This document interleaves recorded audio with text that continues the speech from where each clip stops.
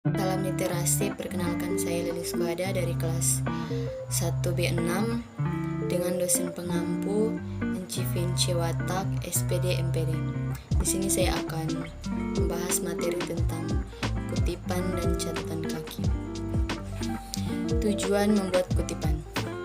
Kutipan adalah pinjaman kalimat atau pendapat dari seseorang pengarang atau ucapan seseorang yang terkenal.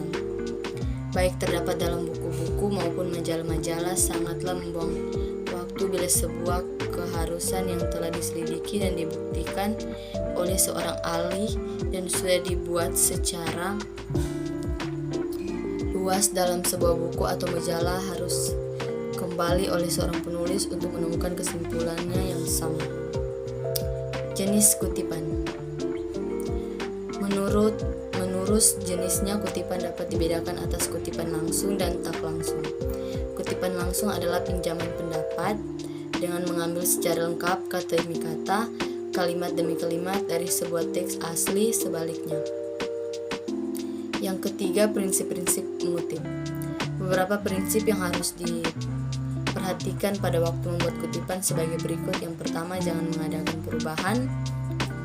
Pada waktu melakukan kutipan langsung, pengarang tidak boleh mengubah kata-kata atau teknik dari teks aslinya. Yang ketiga, menghilangkan bagian kutipan. Dalam kutipan diperkenakan pula menghilangkan bagian-bagian tertentu dengan syarat bahwa penghilangan bagian itu tidak boleh mengakibatkan perubahan makna aslinya atau makna keseluruhannya. Cara-cara mengutip. Perbedaan antara kutipan langsung dan kutipan tak langsung akan membawa akibat yang berlainan pada saat memasuknya dalam teks. Begitu pula cara membuat kutipan langsung akan berbeda pula menurut panjang pendeknya kutipan itu. Kutipan langsung yang tidak lebih dari 4 baris. Yang pertama, kutipan itu integrasikan langsung dengan teks. Yang kedua, jarak antara baris dengan baris 2 spasi. Yang ketiga, kutipan itu diapit dengan tanda kutip. Yang keempat, sesudah kutipan selesai diberi nomor urut penunjukan setelah spasi ke atas.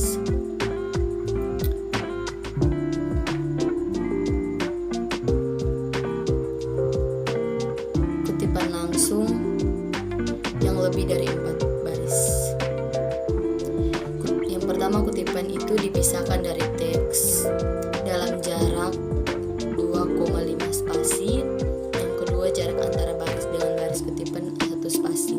Yang ketiga, kutipan itu boleh atau tidak dilapis dengan tanda kutip. Sesudah kutipan selesai, beri nomor untuk penunjukan setengah spasi ke atas. Yang kelima, seluruh itu dimasukkan ke dalam 5 atau 7 ketika bila kutipan itu dimulai dengan alinea baru.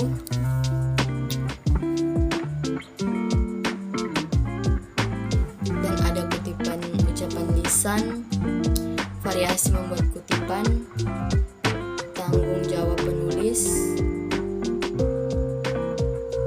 dan kita akan masuk pada catatan kaki. Apa itu catatan kaki? Catatan kaki adalah keterangan-keterangan atas teks karangan yang ditempatkan pada kaki halaman karangan yang bersangkutan.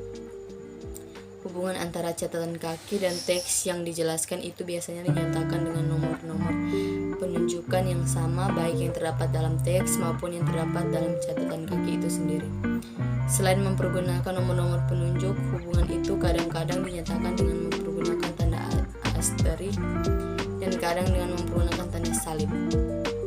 Pada halaman yang bersangkutan, bila pada halaman yang sama terdapat 2 catatan atau lebih, maka dipergunakan suatu tanda asterik atau salib untuk catatan yang pertama dan 2 tanda misi. Yang kedua, cara membuat catatan kaki. Selain dari kutipan yang dimasukkan dalam teks seperti telah diuraikan di atas, baik kutipan langsung maupun kutipan tak langsung, ada pula kutipan yang ditempatkan pada catatan kaki. Bila ada cara demikian yang dipergunakan, maka kutipan demikian selalu ditempatkan dalam spasi rapat.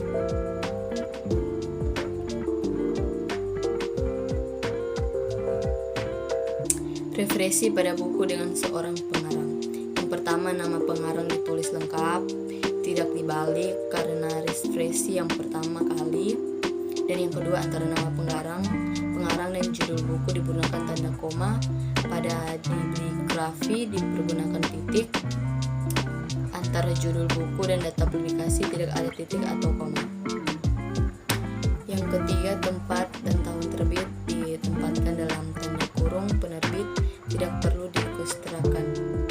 Dan yang ke B, referensi pada buku dengan 2 atau 3 pengarang. Yang ketiga, referensi pada buku dengan banyak yang pengarang. Dan yang keempat, kalau edisi berikutnya mengalami perubahan. Kelima, buku yang terdiri dari 2 jilid atau lebih.